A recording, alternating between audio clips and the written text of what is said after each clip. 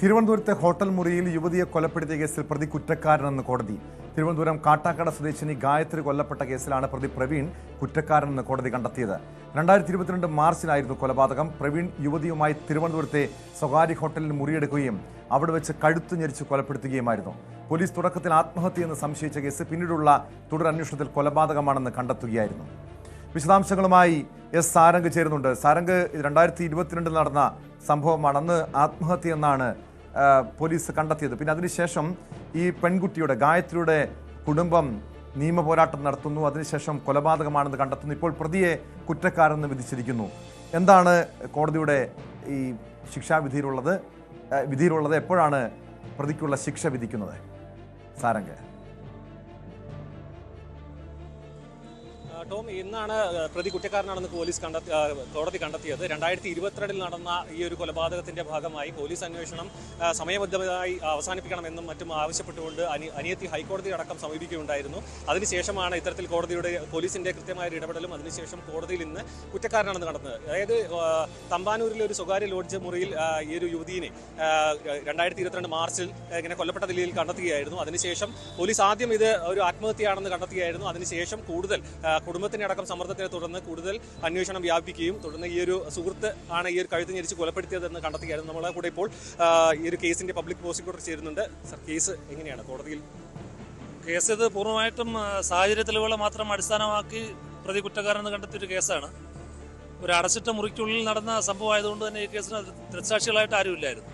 അതുകൊണ്ട് പോലീസ് വളരെ കാര്യക്ഷമമായി കേസ് അന്വേഷിച്ച് പ്രതി കുറ്റക്കാരനാണെന്ന് കണ്ടെത്തക്ക തരത്തിലുള്ള തെളിവുകൾ പ്രോസിക്യൂഷന് ഹാജരാക്കത്തക്ക അന്വേഷണമാണ് പോലീസ് നടത്തിയത്. ഫോറൻസിക് തെളിവുകൾ മാത്രം ഇത് സയന്റിഫിക് തെളിവുകളെയും ഫോറൻസിക് തെളിവുകളെയും അടിസ്ഥാനപ്പെടുത്തി ഡോക്ടറുടെ മൊഴി ഇവ അടിസ്ഥാനപ്പെടുത്തിയാണ് കുറ്റക്കാരനാണെന്ന് കണ്ടെത്തിയിട്ടുള്ളത്. കാരണം ഇതിലെ പ്രതിഭാഗം വാദം എന്ന് പറയുന്നത് ഇതൊരു ആത്മഹത്യയാണെന്നായിരുന്നു. പക്ഷേ ആ പ്രതിയുടെ വാദത്തെ ഖണ്ഡിക്കുന്ന തരത്തിൽ ഡോക്ടർ വളരെ കൃത്യമായിട്ട് ഇതിനകത്ത് മൊഴി കൊടുത്തു. ഡോക്ടർ പറഞ്ഞ ഈ മരണപ്പെട്ട ആളിൻ്റെ കഴുത്തിൽ കാണപ്പെടുന്ന മുറിവുകൾ ഒരു കാരണവശാലും ഒരു ആത്മഹത്യയുടെ ഭാഗമായിട്ടുണ്ടാകുന്നതല്ല, മറിച്ച് ഒരു കൊലപാതകത്തിൻ്റെ ലക്ഷണങ്ങളാണ് ആ മുറിവുകളെന്നുള്ള രീതിയിൽ ഡോക്ടർ മൊഴി കൊടുത്തു. പിന്നെ ഈ പ്രതിയും മരണപ്പെട്ട ആളും താമസിച്ചിരുന്ന ലോഡ്ജ് മുറിയിൽ നിന്നും അന്വേഷണത്തിൻ്റെ ഭാഗമായിട്ട് ഇൻവെസ്റ്റിഗേഷൻ ഓഫീസർ കണ്ടെടുത്തിട്ടുള്ള ഫിംഗർ പ്രിൻറ്റ്, ഇത് കഴിഞ്ഞ് തുടർന്ന് വീണ്ടും പ്രതിയെ അറസ്റ്റ് ചെയ്ത സമയത്ത് പ്രതിയിൽ നിന്നും ശേഖരിച്ച ഫിംഗർ പ്രിൻറ്റും ശാസ്ത്രീയ പരിശോധനയ്ക്ക് അയച്ചപ്പോൾ രണ്ടും ഒന്നാണെന്ന് കണ്ടെത്താൻ സാധിച്ചു. അതുപോലെ തന്നെ മറ്റ് ശാസ്ത്രീയ തെളിവുകളും ടെലിഫോൺ കോൺവെർസേഷനുമായിട്ട് ബന്ധപ്പെട്ട് മൊബൈൽ ഫോൺ തെളിവുകൾ ഈ കേസിൻ്റെ ഒരു പ്രധാന തെളിവായിരുന്നു. കാര്യം ഈ പ്രതി ഉപയോഗിച്ചു എന്ന് പറയുന്ന മൊബൈൽ ഫോൺ ഈ സംഭവത്തിൻ്റെ തലേദിവസം രാവിലെ കൊല്ലം അദ്ദേഹം താമസിക്കുന്ന സ്ഥലത്താണ്. ഈ സംഭവ ദിവസം രാവിലെ മുറിയെടുത്തു, പോലീസിൻ്റെ കേസ് പ്രകാരം രാവിലെ മുറിയെടുത്തു എന്നാണ്. അപ്പോൾ ആ മുറിയെടുത്ത സമയത്ത് ആ ഫോണിൻ്റെ ടവർ ലൊക്കേഷൻ തിരുവനന്തപുരം സെൻട്രലാണ്. അത് കഴിഞ്ഞ് കുട്ടിയെ വിളിക്കാൻ പോകുന്ന കാട്ടാക്കട വീർണകാവാണ്. അപ്പോൾ കാട്ടാക്കട വീർണകാവ് എന്ന സ്ഥലത്തേക്ക് ഈ ഫോണിൻ്റെ ടവർ ലൊക്കേഷൻ നമ്മൾ പല സമയങ്ങളിൽ നോക്കുമ്പോൾ ഇത് അവിടെ പോകുന്നു. തിരിച്ച് വീണ്ടും 3 മണിക്ക് തമ്പാനൂർ എത്തുന്നുണ്ട്. അത് കഴിഞ്ഞ് 5 മണിക്ക് ശേഷം ഈ 2 ഫോണും ഈ പ്രതിയുടെ കൈവശം തന്നെ ആകുകയാണ്. തുടർന്ന് പ്രതി വീണ്ടും വൈകുന്നേരം കൊല്ലത്തേക്ക് പോകുന്നു.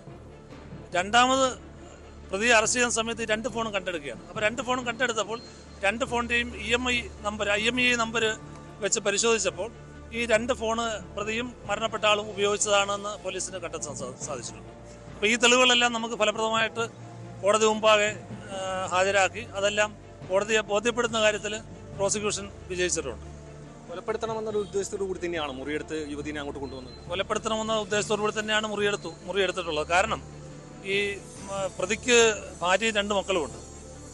സ്വാഭാവികമായിട്ടും ഈ പറയുന്ന മരണപ്പെട്ട ആളുമായിട്ട് കുറേ കാലമായി നല്ല സൗഹൃദത്തിലാണ്. ഒരുപക്ഷെ സൗഹൃദത്തിലുപരിയായിട്ട് മറ്റ് ബന്ധങ്ങളും ഉണ്ടാവാം. ആ ഒരു സാഹചര്യത്തിൽ ഇയാൾക്ക് വീണ്ടും കുടുംബജീവിതം മുന്നോട്ട് പോകുന്നതിന് ഈ മരണപ്പെട്ട കുട്ടി ഒരു തടസ്സമാകുമോ എന്നുള്ളൊരു സംശയം അയാൾക്കുണ്ടായിരുന്നു.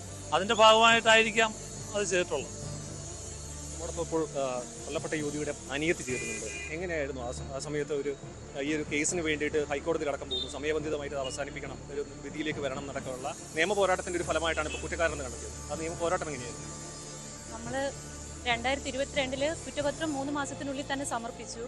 അപ്പോൾ 90 ദിവസത്തിനുള്ളിൽ സമർപ്പിച്ച് അത് കഴിഞ്ഞപ്പോഴത്തേക്കും പ്രതിയായിട്ടുള്ള വ്യക്തിക്ക് ജാമ്യം കിട്ടുകയുണ്ടായി ഹൈക്കോടതിയിൽ നിന്ന്.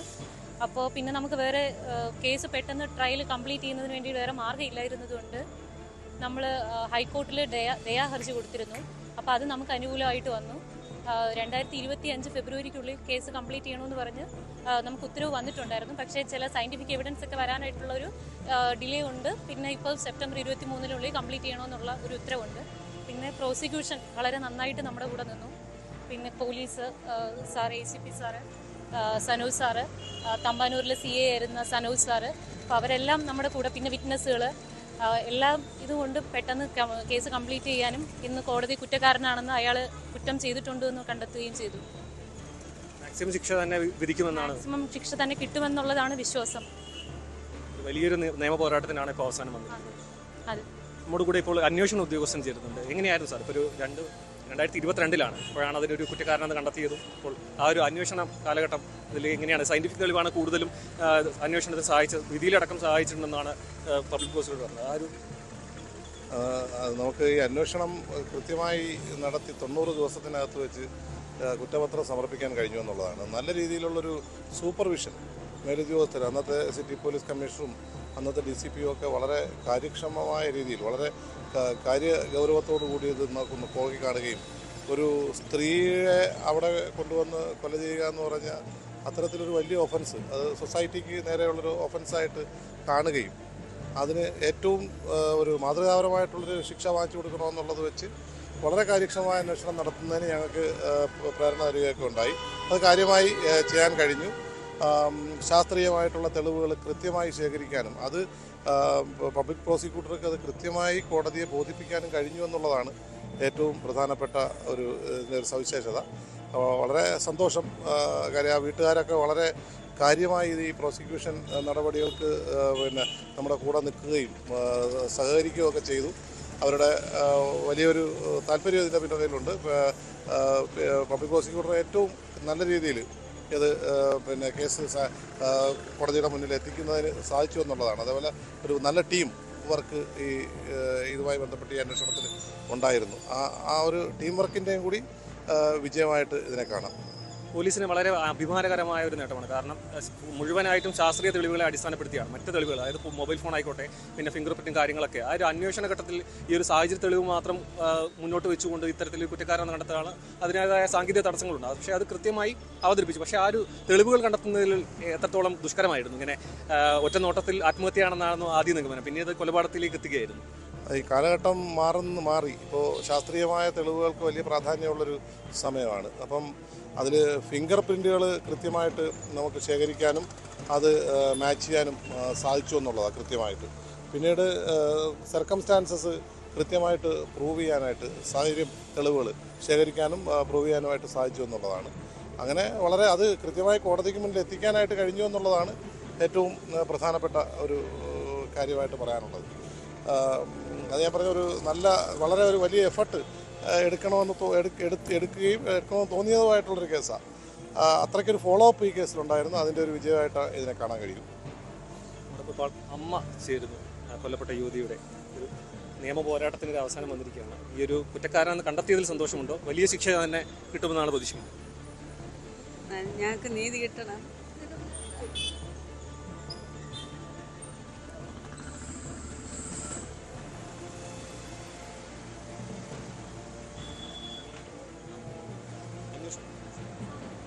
അന്വേഷണ സംഘത്തിലുണ്ടായിരുന്ന മറ്റൊരു പോലീസ് ഉദ്യോഗസ്ഥൻ കൂടിയാണ് നമ്മളൊപ്പം ചെയ്യുന്നത്. കാരണം വളരെയധികം വികാരധീനമായ ഒരു നിമിഷമാണ്. കാരണം നമുക്കറിയാം 2020-ൽ നടന്ന തലസ്ഥാനത്ത് നടന്ന ഒരു അതിദാരുണമായ ഒരു കൊലപാതകത്തിനാണ് ഇപ്പോൾ വഞ്ചിയൂർ കോടതിയിൽ പരിസമാപ്തിയായിരിക്കുന്നത്. ഇപ്പോൾ കോടതി ശിക്ഷാവിധി ഇന്ന് പ്രഖ്യാപിക്കുന്ന ഒരു പ്രതീക്ഷയിലാണ് കുടുംബവും അന്വേഷണ സംഘവും പബ്ലിക് പ്രോസിക്യൂട്ടർ അടക്കം ചേരുന്നത്. നമുക്ക് അന്വേഷണ സംഘത്തിലെ പോലീസുകാരനും കൂടി ആ ഒരു അന്വേഷണത്തിൻ്റെ വിവരങ്ങൾ എങ്ങനെയായിരുന്നു സാർ? ആ ഒരു അന്വേഷണ ഘട്ടവും നഷ്ടപ്പെട്ടവർക്ക് നീതി കൊടുക്കുക എന്നുള്ളതാണ് പോലീസിൻ്റെ. അത് ഞങ്ങളുടെ ടീം ഓരോരുത്തരും, ഓരോ പോലീസ് ഉദ്യോഗസ്ഥർ, SI രഞ്ജിത്ത് ഇത് അറിഞ്ഞതു മുതൽ SI സുബിൻ, അന്നത്തെ കമ്മീഷണറായിരുന്ന അർജുൻകുമാർ സാർ, അങ്കിത് അശോക് DCP ആയിരുന്ന അങ്കിത് സാർ, അന്ന് നൈറ്റിലുണ്ടായിരുന്ന ACP ആയിരുന്ന പ്രതാപൻ സാർ, എല്ലാത്തിനും സൂപ്പർവൈസ് ചെയ്ത നമ്മുടെ ഷാജി സാർ, അങ്ങനെ ഓരോരുത്തരും, ക്രൈമിലുണ്ടായിരുന്ന ഗോപൻ, നമ്മുടെ ഏറ്റവും ഈ ഫയർ വർക്ക് ചെയ്ത സനോജ്, എല്ലാവരും ഒന്നായിട്ട് ചെയ്തത് ഏറ്റവും അത് സക്സസ്ഫുള്ളായിട്ട് കോടതിയിൽ എസ്റ്റാബ്ലിഷ് ചെയ്യിപ്പിക്കാൻ നമ്മുടെ PPക്ക് പറ്റി. അത് വിജയമാണ്, കൂട്ടായ്മയുടെ വിജയം. അത് നമുക്ക് നേടാൻ പറ്റി. ഈ നഷ്ടപ്പെട്ടവർക്ക് വിശ്വാസം എപ്പോഴും പോലീസിലുണ്ടായിരുന്നു. ആ വിശ്വാസം കാത്തു സൂക്ഷിക്കാൻ പോലീസിന് പറ്റും. പോലീസിനെതിരെ ഇപ്പോൾ വളരെയധികം വിമർശനങ്ങൾ വരുന്ന സമയമാണ്. അപ്പോൾ അതിനിടയിൽ ഇത്തരത്തിലൊരു പൊന്തുവലാണ്. കാരണം തലസ്ഥാന നഗരിയിൽ ഇങ്ങനൊരു കൊലപാതകം നടക്കുന്നു, പക്ഷേ അതിൽ കൃത്യമായ ഒരു ഇടപെടൽ, കൃത്യമായ അന്വേഷണം, സാഹചര്യ തെളിവുകളെ മുൻനിർത്തി മാത്രം ഒരു കേസ് തെളിയിക്കുന്നു. അതൊരു നേട്ടം തന്നെയാണ്.